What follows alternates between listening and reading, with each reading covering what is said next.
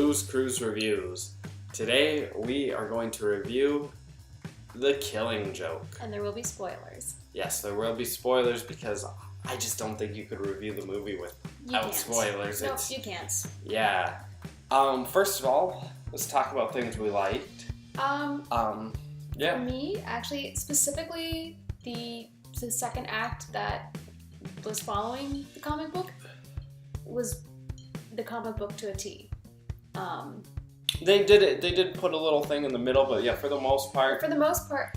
But I mean, it was just Kevin Conroy and Mark Hamill did a great job voicing them, and it was actually a little terrifying in some spots. Yeah, I mean, Very dark. The animation, the artwork was great. Very dark. I mean, it is The Killing Joke, and so that is a dark comic in and of itself, but they did a very good job bringing that to life. Even the kind of more weird parts where they're in the amusement park and they have the little I don't know what they are. They look like babies at one point, but then they're like torturing Gordon. They were creepy. The story was done really well. So they were very faithful to that part. Yeah, they added a Batgirl story to the beginning, and I know some people didn't like it and stuff. I would say for the most part, I did like the Batgirl prologue. There was a few scenes though that really just needed a little tweaking. It would have been really well done. And for me, I was more of Killing Joke's always been the Joker story. Joker versus Batman. And they changed it. And they did change it. It became basically a Batgirl story. She's telling the story. What was interesting was, her prologue was basically her and this one villain are basically kind of mirroring Batman and Joker's dichotomy. Yeah. And how Batman was saying, look, I've seen into this abyss. You don't want to go there. Once you hit that place, you don't really care. And she started to see it.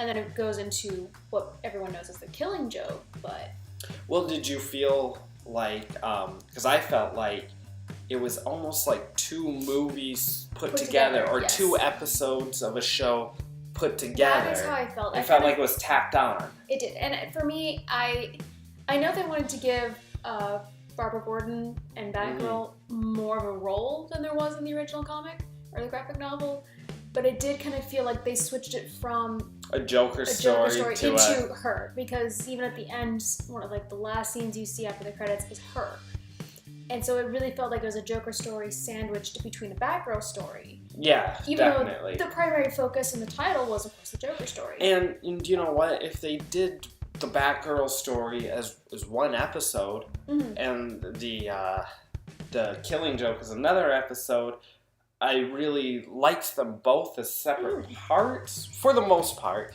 But there wasn't a clean transition. They just weren't it literally stitched felt like together. 2 episodes were put together.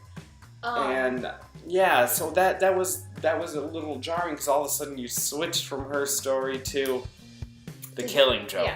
Yeah.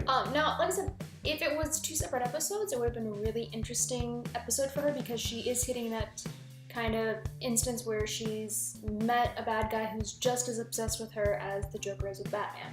And it's interesting because she basically, unlike Batman, who still went all the way for it, he was basically saying to the Joker, one of us is going to have to kill each other. She was able to step back and go, you know what, I'm just going to step away from this. I'm not going to let myself get there again. I'm just completely stepping away from it. So it was kind of interesting too. Seeing the movie, I feel like they could have put those two stories together and made it flow as one piece. They could have. They could have done maybe another transitional scene. It feels with a little tweaking, they could have stitched it together, and it would have been a single movie flowing into itself instead of 2 episodes. They needed one extra scene to kind of do a bit of a transition. So I think it was possible, and I liked them both. But let's talk about the one scene that really is the controversial scene, and surprisingly, it's not Barbara Gordon getting shot. It's the sex scene with her and Batman. Not graphic, but they have sex. They do, and it changes their relationship as we know. It does, and because she's the dominant one, she's the one that's more aggressive on to him. Which I thought was an interesting dichotomy. Usually you see Bruce Wayne, he's kind of the ladies' man. And he's kind of keep going, no, I don't think we should do this. And she just says, screw it, we're doing it. You know? Well, it was kind of interesting. I read that a lot of people were upset because, they've never, to my knowledge, they've never had that relationship like that. I think it was more of a father-daughter or mentor-mentee. It was definitely more the mentor-mentee kind of thing. She grew up with him, so it's weird. I didn't mind that they put it in, and I thought they were going to use the scene to, make it more emotional when she got shot, but they didn't. The problem I had is if you took that sex scene out of the movie it does not change the movie whatsoever. Batman has the same reaction when she gets shot. Everything goes on. Even her callbacks are like, hey, it was just sex, forget about it. Even then, he's not very emotional about it. There's not even a look, I didn't want that, etc. It was just, they could have ignored it. Taken the whole sex thing out, and the movie would have been the same. Exactly the same.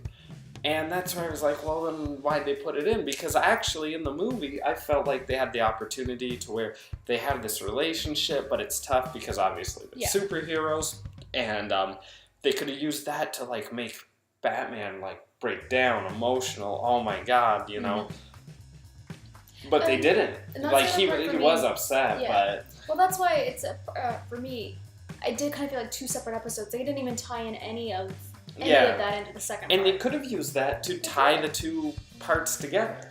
The thing I found interesting, so compared to the trailer versus this, the trailer had nothing from essentially the prologue, had nothing in the trailer. The trailer was literally just the Killing Joke graphic novel. Yeah, I think the only scene from the prologue they showed was Batgirl swinging from a building, and that was it.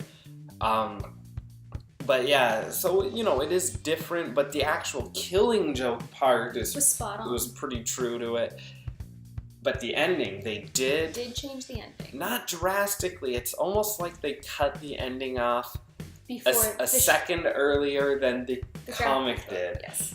And in the comic, it's implied, I guess. Alan Moore said it was. Yeah, but that Batman kills the Joker. Mm-hmm. In this one, it is not implied. It seems like he's just going to take the Joker away and repeat the cycle because he didn't break Gordon. They want it done by the book.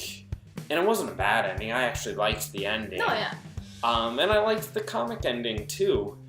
I think for the story they were trying to tell in the movie ending made more sense. Worked better. Yes, I don't think the comic thing, no. I don't think the comic book ending would have worked as well in the movie. Mm-hmm. But it's literally just a little different. It's like a half a second before the graphic novel. Yeah. But it worked out really well.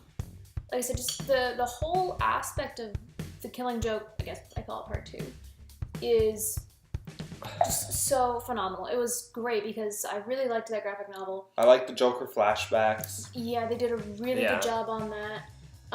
Even just the voice acting. Mark Hamill doing both parts of the Joker before and after did really well. For a split second, I was like, did they get someone else to voice this? I thought the same thing, and then I'm like, too. no, wait, that's Mark Hamill's voice. That was really cool. Yeah. Yeah, it was... Overall, I really liked it. The sex scene with her and Batman, I'm not as it's horrible like everyone else. It's superfluous. It just... They put it in there and then they didn't utilize it. So I was like, why'd they put it in? It didn't change the story, they didn't utilize it, and they could have. It's very obvious that they could have used that scene to carry the two parts together, to make it heavier on Batman. I think that's but they didn't do that. I think, though, that scene is what, in my opinion, partially pushed it towards the R rating. When I was watching it, it didn't seem very overtly R-rated to me. I think they probably get, especially because it's an animated film. It's an animated. But there was a few swear words. But nothing. Well, not really anything that I haven't heard in a PG-13. Yeah, nothing that you don't hear in a PG-13. However, the Joker shooting Barbara Gordon, and then of course it's implied, heavily implied, almost not what's subtle. Past implied. That she's raped and. Unfortunately, yeah. So I mean, it definitely got the R rating, especially because I think cartoons, when they do that, it's held to a little bit, higher. But no, overall, I really enjoyed it. I think out of 10, I'd give it an 8. Yeah, I'll say an 8 too. Yeah, I really liked it. I'd watch it again. I actually want to watch it again. As for an animated feature, it was really good. One last question. There's a musical number in this movie. How did you feel about it? It fit the character. It did, but it felt like a throwback to the old animated series Joker, which to. was Mark Hamill. But in this R-rated He is a version, one, it was so... But at the same time, it is the Joker. You never know what to expect from him. And impromptu music number, it's apparently well choreographed. I didn't hate it, but it was very unexpected.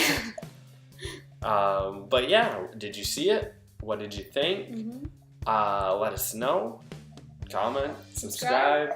And we'll see you guys next time. Yeah.